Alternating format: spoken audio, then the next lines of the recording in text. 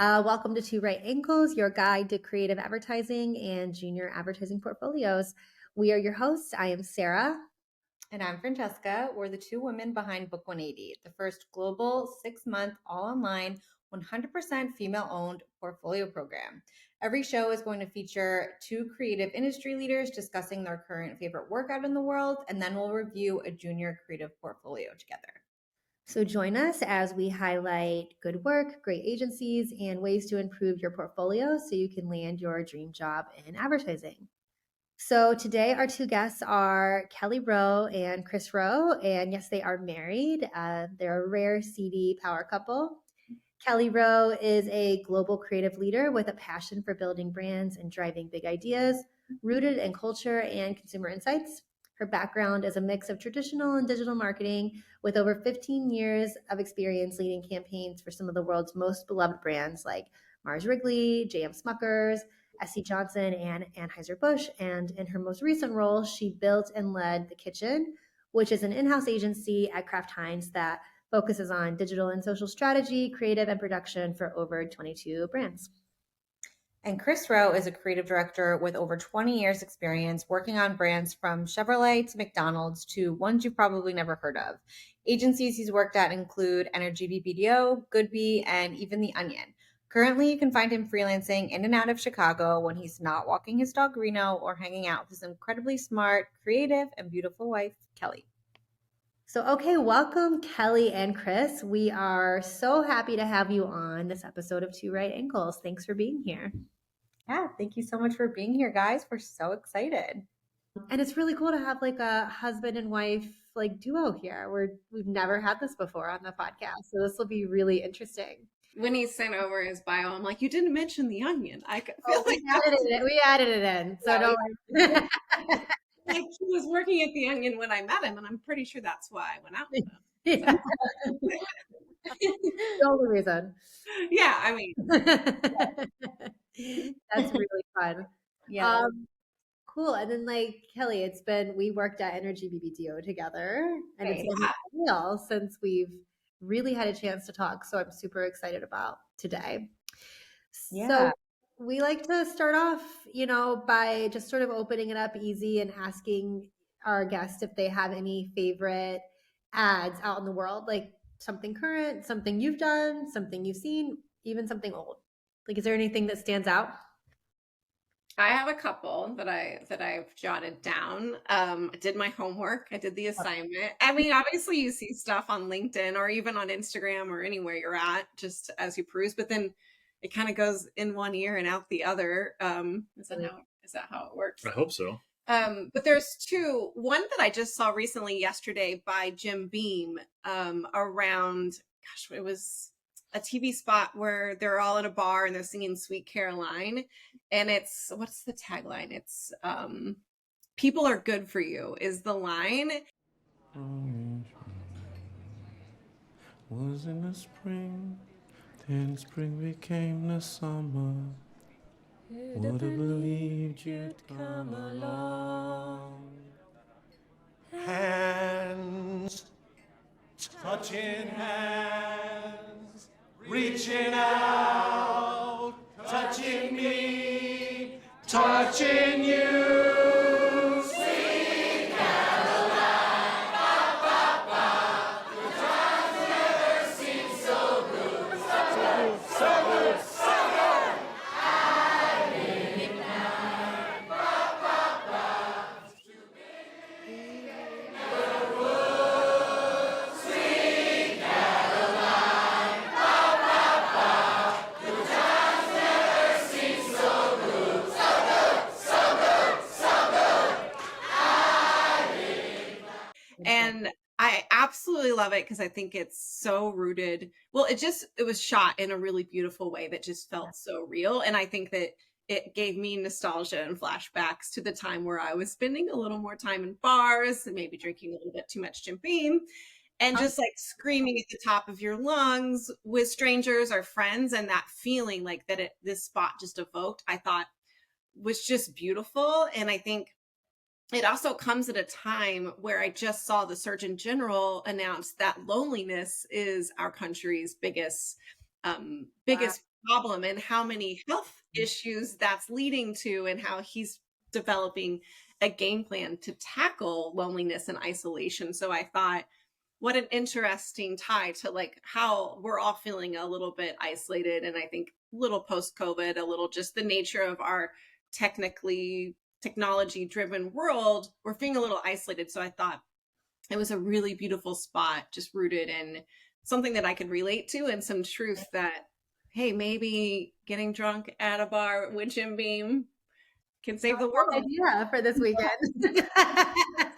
Believe it. So that was some recent work that I thought was really beautiful that I think launched yesterday or the day before. That is so cool. I haven't seen it yet. I'll have to check it out. I haven't either. It is interesting how that, I mean, I'm sure the strategy team and the creative teams did their research, but it comes from such a current topical insight. That's really, really cool. It's going to resonate with a lot of people. Yeah, I think so. And it like such a topical insight, but then using a song like Sweet Caroline that's been around forever, but I think I don't know that one. Well, I'll take you to a bar tonight. We'll reenact. Wedding in New Jersey has that song too. It's like yeah. It'll actually be interesting to see if people do like, will people reenact that in bars and stuff? And I don't know, maybe that's an over promise thing, but I can see myself doing it. Maybe people no, and I love that because like honestly that song has become almost like hoaxy a little bit. Yeah, it's like it is a sing-along song. It really is.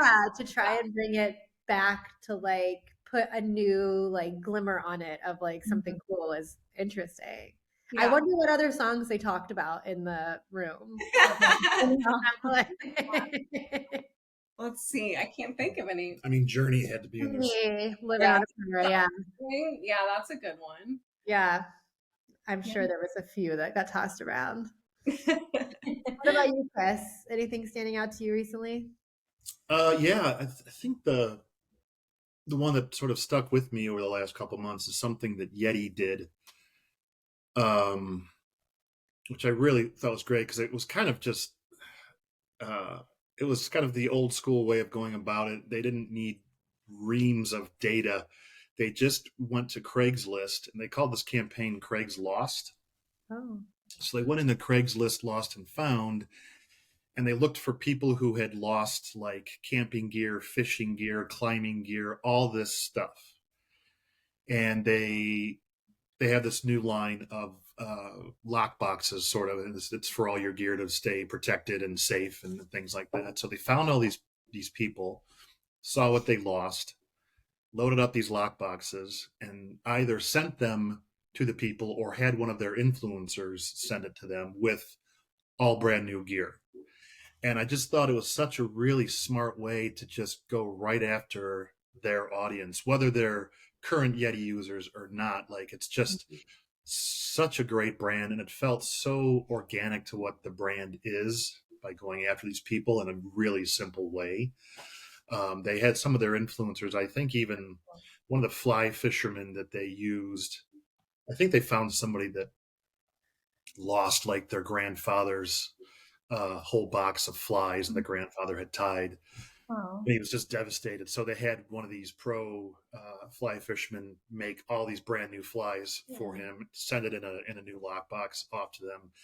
It's just a really great way to get people on your side. And it's a really, again, I thought it was super simple and just organic. And it really made sense for the brand, which I thought was great. And they ended up doing sort of a similar thing on Instagram as well, where they were sort of looking for people who outdoor enthusiasts and things like that, and they were asking people to tell their biggest sob story of equipment lost, and they were going to go and sort of do the same thing for them. But I just love the old school way of just opening up Craigslist and seeing who's out there. Retro. I forgot that they even have a lost and found section. I did too.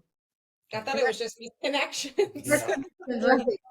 and random job applications. Yeah. I actually found my roommate. I found a roommate through Craigslist, but nobody finds roommates anymore through Craigslist. Wow. Maybe. I sold furniture off Craigslist. Yeah, that is such a cool retro, almost nostalgic too, way to start like a campaign there. And I do think that like if anybody's using Craigslist, it's probably fishermen. I don't know. It just feels like And campers, yeah. Too, how it can like they personalized every gift with the same product, but whatever the story was the person lost. I think there's lots of opportunity there and really way to personalize the connection to their story. It's really cool.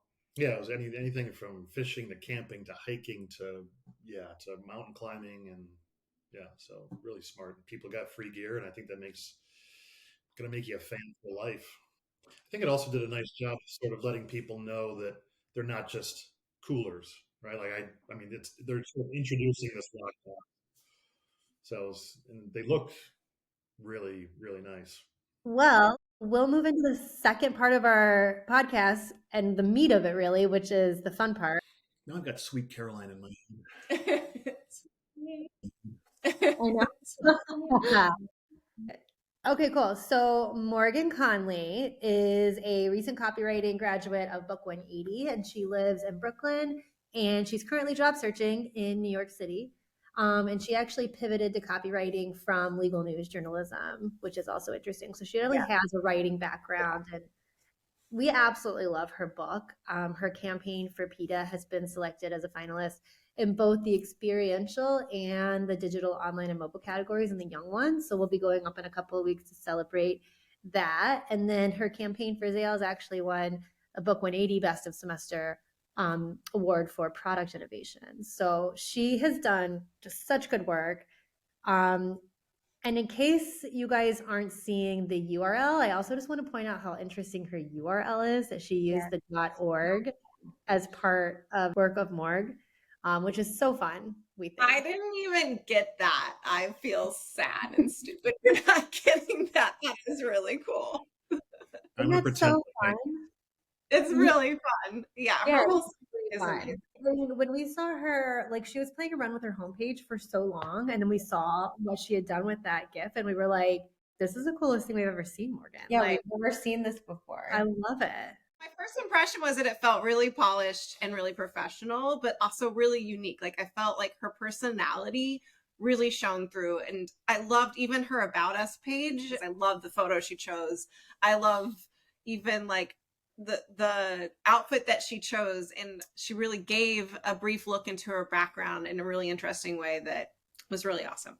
Yeah, I thought it was really polished. And honestly, I was also saying that I felt like you were giving us an easy person to review, because from start to finish, this experience reviewing the portfolio was very pleasurable. And I think she's got a lot of great work, and even the site itself just feels really, you can tell she's ready.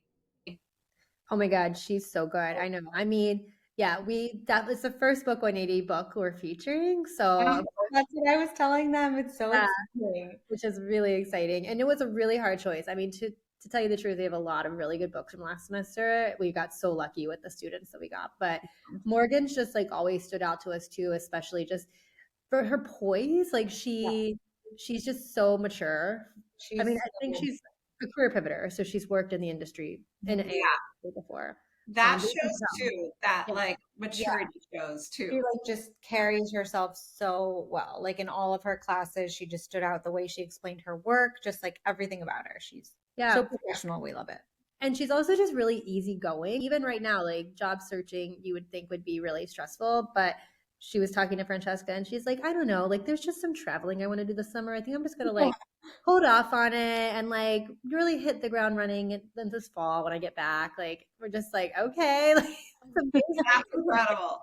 That will do well for her in this industry for sure. Exactly. Like she's just enjoying the process right now of like looking and like, you know, just still like relishing like living in New York and just like being excited to be finished and just like all of the opportunities around her. So she's doing it well. She's in a great spot to get started. What did you think, Chris? Well, if it's all right, I'd like to do a good cop, bad cop thing. So I thought this was terrible. It was the worst thing I've ever seen. I think she's got no future in the business, and she should stop now. No, I'm kidding, Morgan. No, I agree. I echo all of it. I think what I really liked about it, it's just fun. and it just, you kind of just want to go in and look at the work just right off the bat. And I think everybody's portfolio needs to reflect them. And I don't know Morgan, but just based on all the other information on the site, I'd say this is a pretty good reflection of hers. Obviously, you want your website to reflect who you are and sort of stand out and be unique, and that's going to be obviously, hopefully, different for everybody. So I think she did a really good job, and the icons are really fun, and it's just simple. I'm a sucker for a good simple website. You don't need any fancy bells and whistles. It's going to be all about the work. So I think she's done a really good job of putting stuff together and making it very easy and maneuverable and just kind of fun to walk around. It was so easy to navigate. And I will say that is one thing that is rare. Like, and you're trying to get through projects and you're like, you've got maybe 20 minutes to review portfolios for a job opening. And it's like, oh, wow, it's hard for me. I have to go back and I have to figure out how to navigate it. It seems really simple, but it's something that's really important is the usability of your site. And hers is really easy to navigate, like Chris said. For students out there with your work, two things, like, student work, we all know as industry professionals is speculative, which is awesome and fine. But leading with what you think is your strongest work, I think is pretty much an industry standard. You want to kind of grab whoever's looking at your book by the collar and slap them right away. So your strongest work should lead. Never put anything in your book that you don't love, because you'll get called out on it, no doubt. And just, put the strongest work you can in there and be proud of it and know it inside and out. But leading with something like PETA is great. I couldn't agree more. I think it's definitely the most interesting thing for PETA I've seen a student do in a really long time. So animals are the victims of humans' willful ignorance and unchecked superiority complex. So we created a test to make people confront how their everyday choices enable animal cruelty. So you can see how cruel you are with this app. This is just a little bit of a housekeeping thing. As I was watching through the video, it moves kind of quickly. I don't know if you need this for the podcast or anything, but as a note to Morgan, I would ask her to look at it again and consider adding a second or two to some of her supers and some of the things that are going on, because they moved pretty quickly and I want to be able to read that stuff. I don't want to have to go back and look at it and sort of interrupt the flow of what she's obviously worked pretty hard on.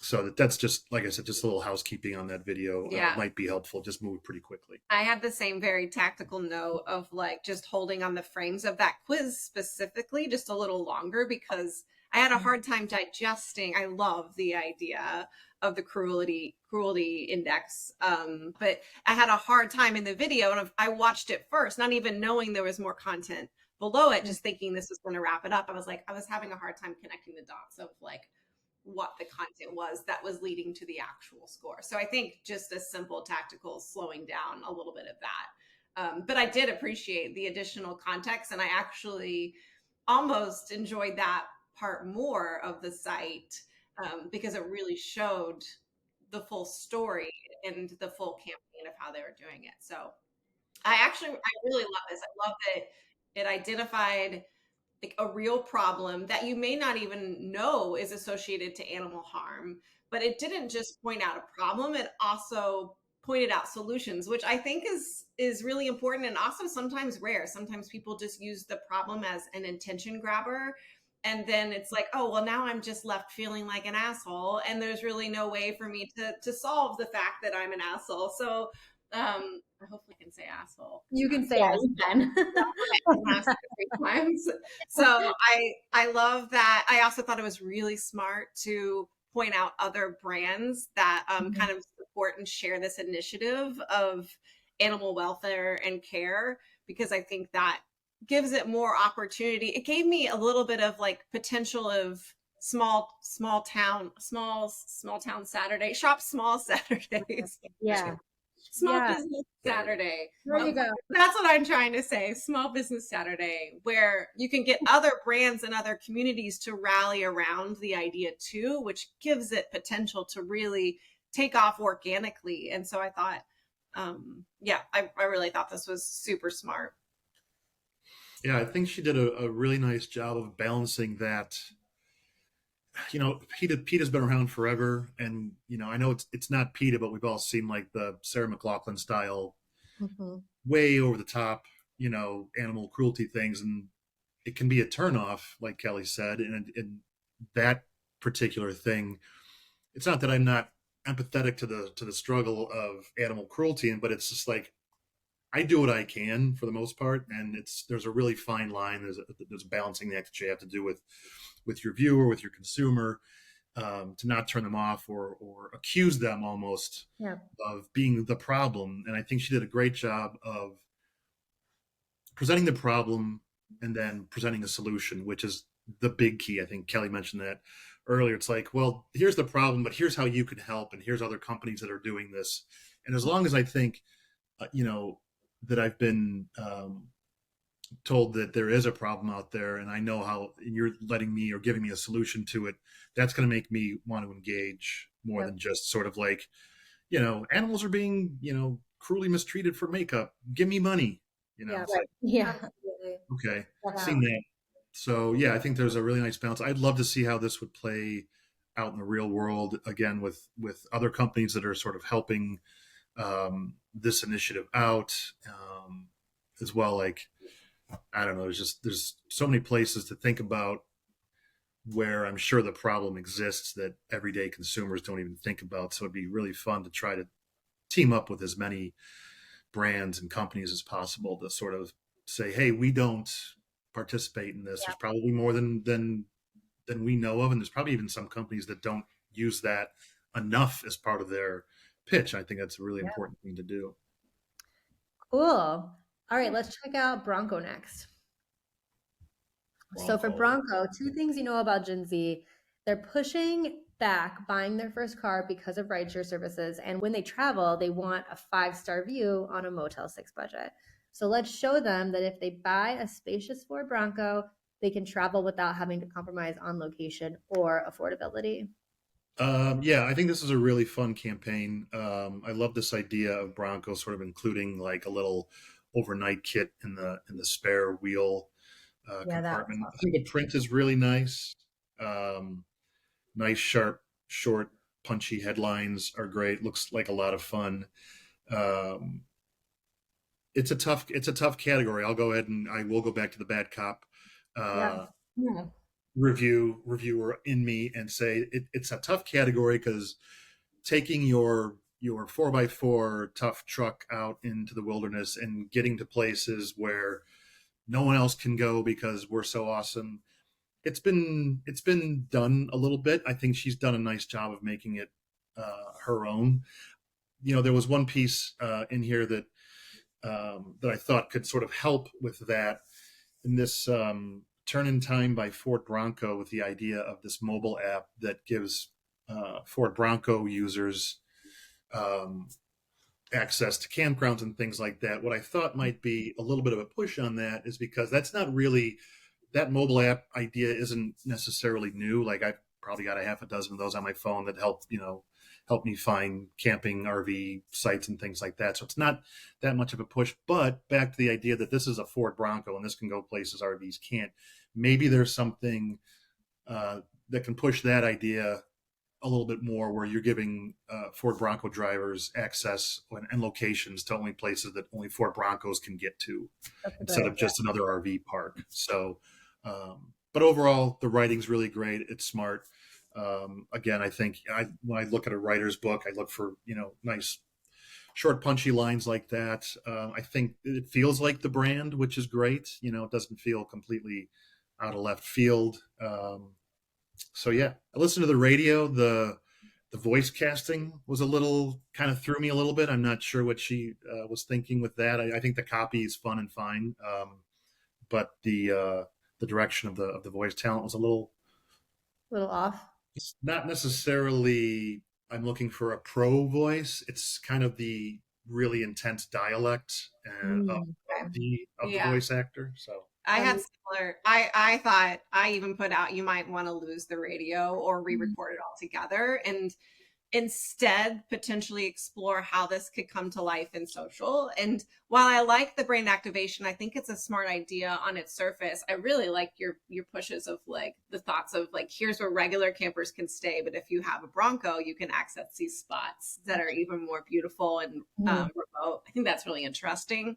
But the reality is like, no one would know about this. Like you build it, no one's going to come. So I think there could be an interesting build to this, an exploration of how to leverage influencers or how to leverage a PR stunt that gets this awareness driver of how to, pivot and make Broncos associated with this outdoor lifestyle and living. Because right now it's just like a nice mobile app and to Chris's point, it's an app that exists, but if you can do something that makes it ownable and break through with social or PR, I think that could really push this campaign to being super solid. Yeah, That's a really these are great builds. Absolutely. And that's interesting that you say that, because we do tell students it's so important to do that for apps. Like you have to think about the user journey thread through the whole campaign and see how people are going to discover this app. Like even if it is just like at its most basic level, like posters on trains that just advertise just the app. You just have to have people know about it at some point. Yeah.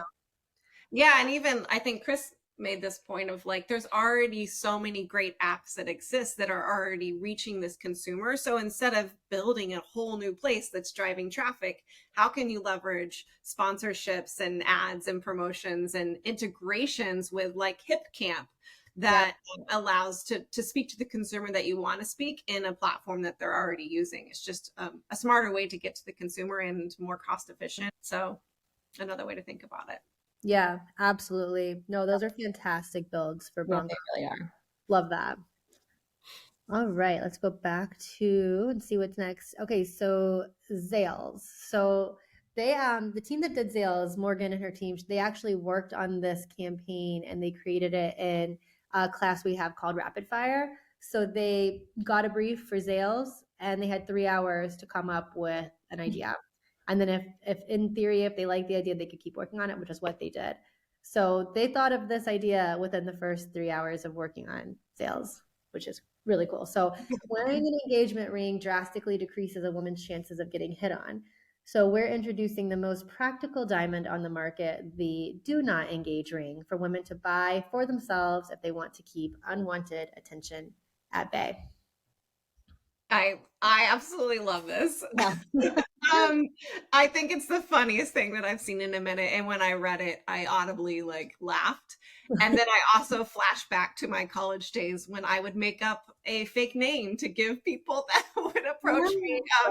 So it's such a true human insight and very relatable to, I think, probably all women. So I think it's also another great example of it's kind of pointing out a problem, but also finding a really funny solution in a way that I think that combated it in real life with the real ring. And I thought the emoji is really funny also, and also very timely and true to how people connect and date digitally. And the way to combat that with the emoji, I thought was super, super smart. The only thing that I had that isn't really relevant to a student's work, but if I were a brand manager on this brand, are we accidentally isolating the consumers that actually purchase our product the most, right? Like, are men the ones that actually are buying real engagement rings and investing quite a bit, right? Quite a bit. So much money.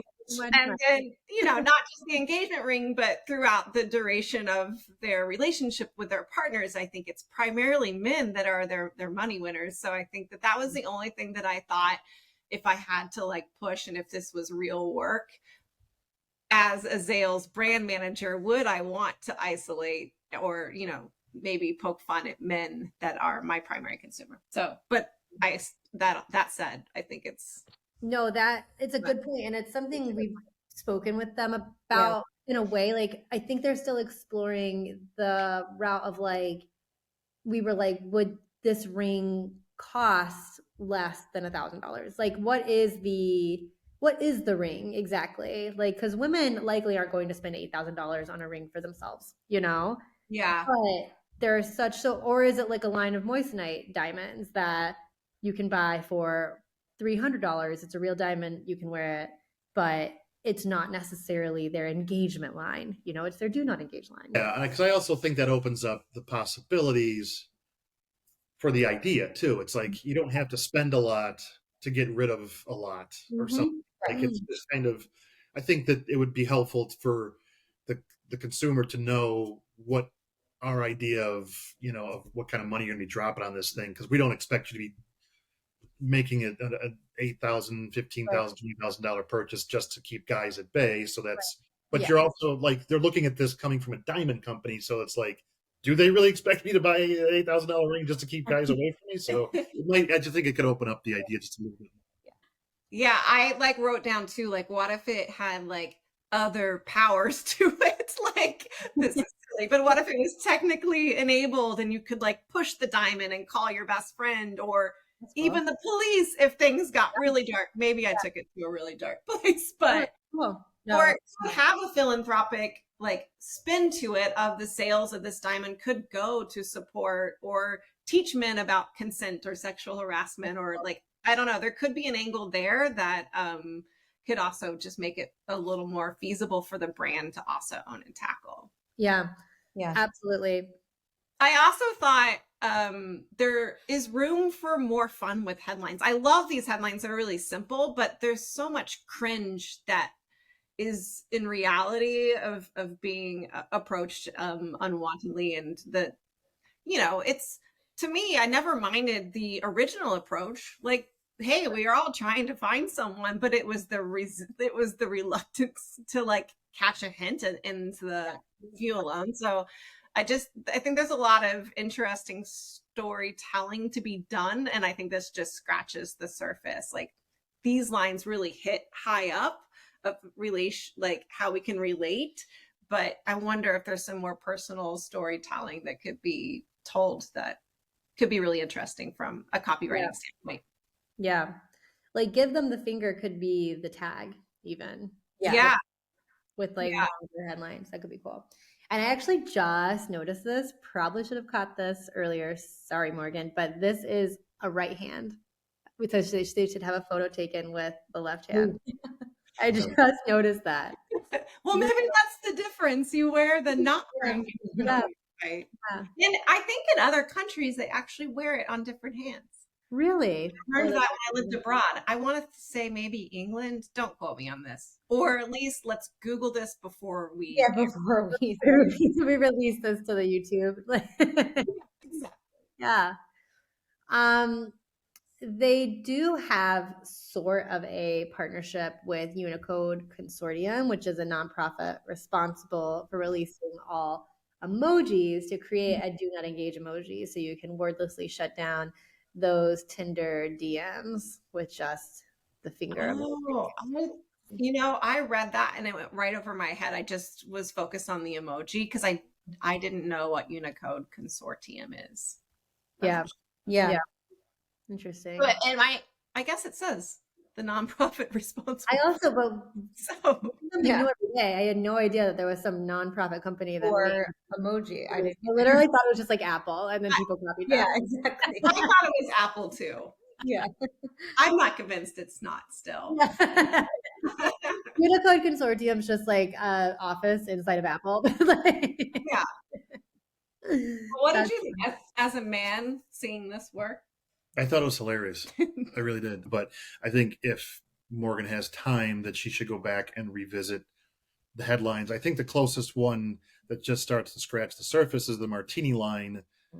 I'd still tweak that, you know, like you want your martinis shaken, not stirred, and also undisturbed. Like, I think that there's, to Kelly's point, I think there's a lot to draw on in that situation when women don't want to be approached at a bar, and what this ring can offer and give you. I just don't think the executions match the idea yet, which is a weakness. So I would definitely, again, if she's got time, go back and just write 100 different lines for these, because I think they're out there, and personally, I think give them the finger is too easy. I wouldn't, just my opinion, I wouldn't put that anywhere. I just, again, the idea is too good to go easy. But yeah, I think the emoji is really fun. You know, the stunt is really fun as well. I didn't, you know, as a guy, I didn't take offense. I know that world exists. Like, not every woman wants to get hit on, guys. I'm glad that you hit on me to be. Yeah. Yes, of course. This is actually the work that was done as part of our pitch class. So LinkedIn wants to position itself as a source of information and guidance on making the workplace more inclusive for LGBTQIA+ professionals. So it developed a research methodology to quantify how performative allyship falls short and to highlight the ally gap. So what this team did was personify the ally gap by making them a real person named Ally Gap. And Ally is an equity and inclusion consultant, and they can endorse CEOs, they can comment on how businesses can be doing better, they can really just oversee the business world's treatment of the queer community. And Ally lives within a profile on LinkedIn. Like Ally Gap requested connections with 600 CEOs, but only 8 accepted. So that would be an ad there on LinkedIn. But I'd love to know what you guys think about how they approach this. Do you want to start or you want me to? Have at it. Okay. I really love the insight and the intention. And I'm actually really thrilled to hear that it's rooted in a real thing that LinkedIn is doing, because that's exciting. And I really like the way they've brought it to life. It's another yet great example of pointing out a problem, then also finding a solution. I think the way that they're leveraging the platform to actually do the research and talk to the people who can actually make a change in the industry by being more inclusive and thinking about diversity on their teams. I think it's super, super smart. The only nit that I had was really around the interactive glass panels. And I know that it's spec work, and we all, like Chris said, know that, but I think so much of their work is so polished, and the way this was brought to life is frankly just a little creepy and a little distracting because, and I also think about, not even from the execution standpoint, from the fidelity of it, but the realistic nature of, I like the location of like putting it in the places where we know the CEOs and CMOs and all the big wigs are working, but the reality of how busy they are, and are they really going to be able to take the time to interact with this panel to actually get this important information that is really valuable? Will they have time for it? So I actually thought, keep the placement and keep a lot of these facts that you're unearthing through this real life research through LinkedIn, but use out of home and print, that it's an easier get, an easier takeaway. And like, I love the ambition of incorporating tech into creativity, but I wondered if it would be better suited if the call to action or the action you're going to take could be more simple, like QR code to sign an initiative that you're on board, or something that is just a little easier, because everyone's busy, too busy to engage with this, but especially the CMOs and the CEOs that we need to hear this message. So that was my one like big push, but I love the approach and I love the intent of it. Yep. Yeah, I would agree. I love the simplicity of the idea of getting the attention of the big wigs via LinkedIn. And yeah, I think this is one of those cases where you don't need to go too crazy. LinkedIn is a pretty simple premise as it is. Like, you're just connecting with people. So let's keep it that simple. I think, to Kelly's point, like, the digital nature of some of these things on here isn't really necessary. Let's keep it simple for information's sake, and just a quick read. What's the problem? What's the solution? Again, I think this is smart, because it reminds me a little bit of the PETA, in which it's like, hey, there's a problem.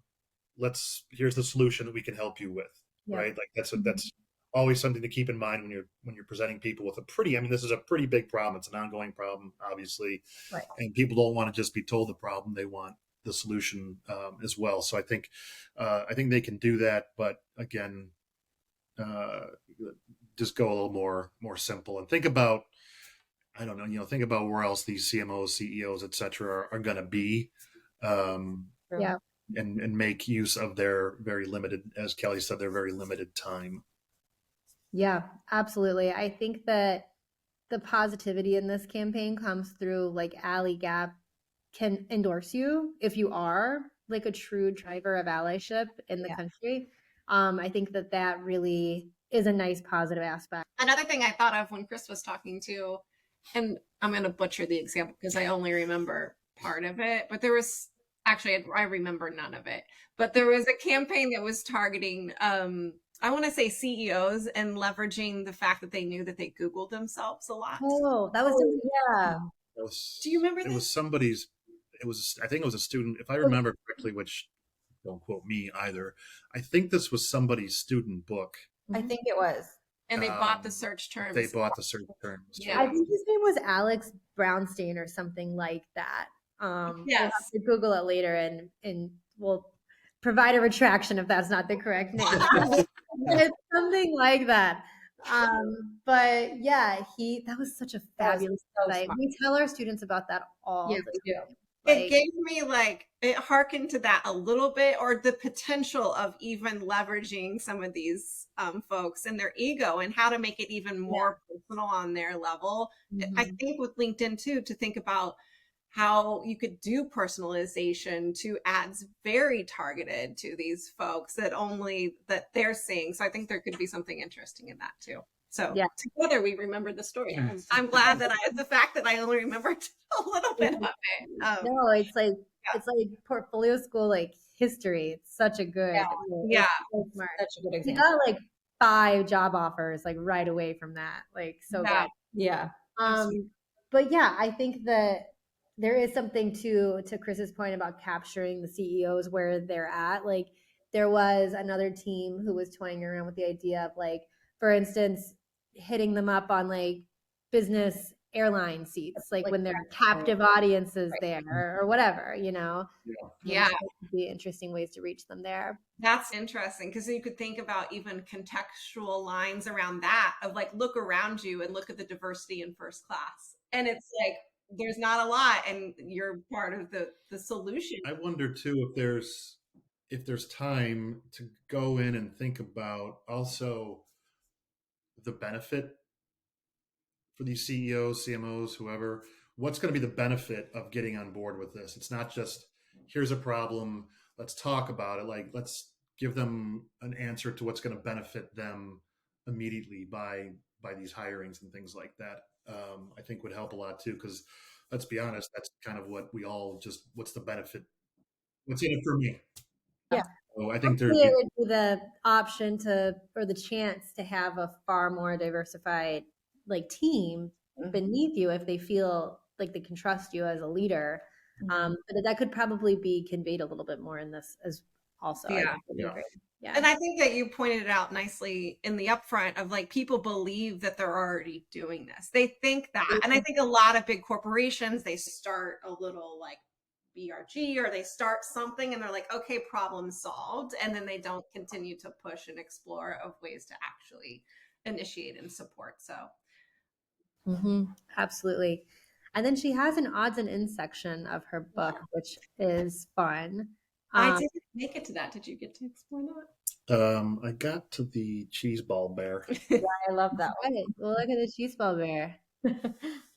So growing up, my mom always told my sisters and me about the mischievous little bear little bear who was orange as a cheese ball. So when my older sister Mackenzie told us she was pregnant, my mom and I decided to write and illustrate the origin story of our beloved cheese ball bear.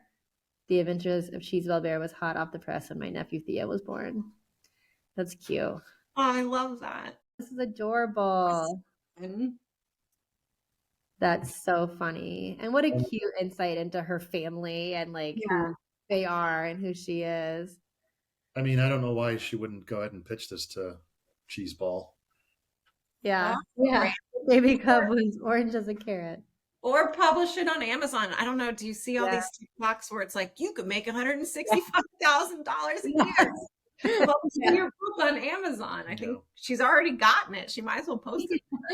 We would 100% buy this in our family. We're a big cheese ball family, and it would be a hit in our house. That's for sure.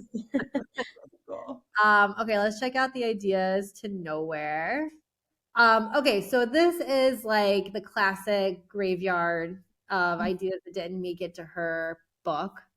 But yet it did. But yeah, here we are looking. Here we are. Yeah, but I'd love to know what y'all's thoughts are on the ideas to nowhere section. Yeah, I mean, I wouldn't do it.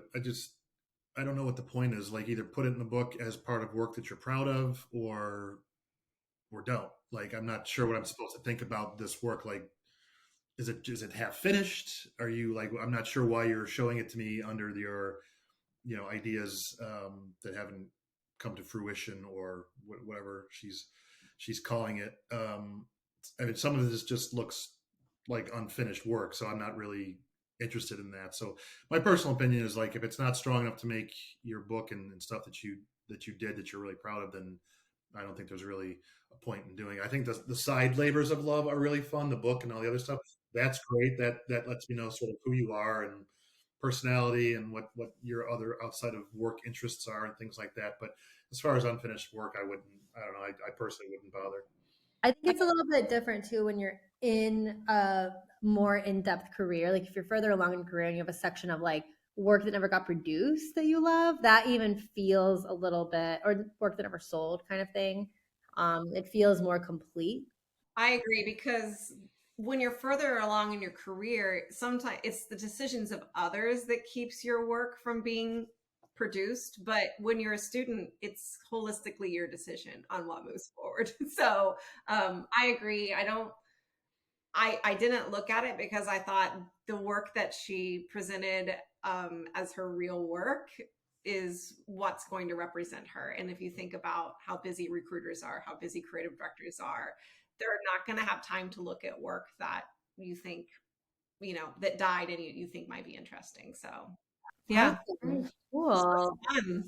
Yeah, this was so fun. Well, we like to just wrap up by asking if there's one lesson that we could pull from our conversation today. What would you guys think it would be? Or if there's any advice you'd like to leave to, juniors and students overall.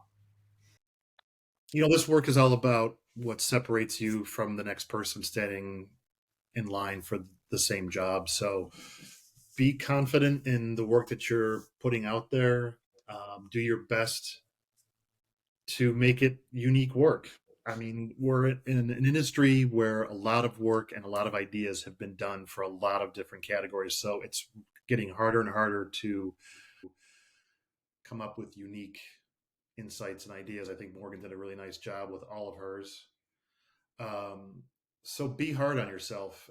Do your research. And I'd say lastly, for both art directors and writers, to make sure that you're finding inspiration outside of advertising. Writers need to write a lot. They need to write a lot. They need to write a lot. They need to read. They need to read. Art directors, go to the museums, just find inspiration anywhere you can. Because all that stuff's going to come out at some point and make what you already do better. You're gonna have stronger, looking work, stronger sounding work. So yeah, I think we all get a little trapped in our own advertising world a lot, and we just look at what's being done in our own industry, and that's fine. You need to do that. You need to do the research, but I think there's a world of inspiration that's going to help you with those unique ideas when it comes time to do that and to execute against it. So find other fun stuff out there. Yep. Love that. Yeah. You shared a lot of great advice. You kind of shared all of it. So, but I think when I think about Morgan's work and the discussions that we've had, even around the work that we've liked, that we've seen in the world, and even what I review all work based on, is there a real human insight in this? Is it more than just talking about yourself? your product and your brand. And I think that that's what Morgan's work is doing a really good job of, is unearthing a real problem that we can relate to in a human way. And without that, no work is relevant. So I think that like you have to continue to ask yourself, why would people have an emotional response to this? Why would people share this? Why would people relate to it? And really, I start every project and I start every review with asking, what is the insight? What is the human truth that you're pivoting off of? And why does your brand have the right to play to that human truth and speak to those consumers? So I think that to me, if you're a student or in any stage in advertising, that's the basic like groundwork that doesn't change. Like humans react and respond to work that they relate to. And I know it seems simple, but that is something that you just have to continue to re-ground yourself in. It's the insight. That's why I think some of her exploration, even in her headlines, can get to more of the stories, the storytelling that does evoke those feelings and has us relating to that story and to the brand. And I think that's really the root of everything that I love in the world in advertising, because it doesn't feel like advertising. It feels like a mirror being held up to reality in a really humorous or emotional way. So I love that. And it's true about even the work that you guys said you liked in the beginning. Both of those ideas came from real interesting insights that were problems that people were facing that this brand, through advertising, tried to solve. So hopefully Morgan isn't devastated by our thoughts on her work, but no, she's going to love this feedback.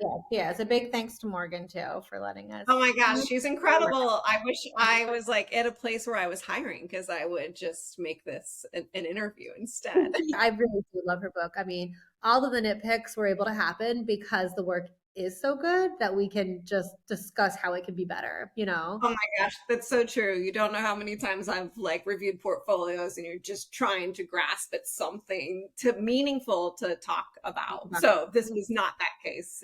So yeah, she's Absolutely. she's 90% there at least. Oh, for sure. This has been wonderful. Thank you both for having us. Yeah, it was great. Thank you guys. Thanks. You too. Bye-bye. Bye.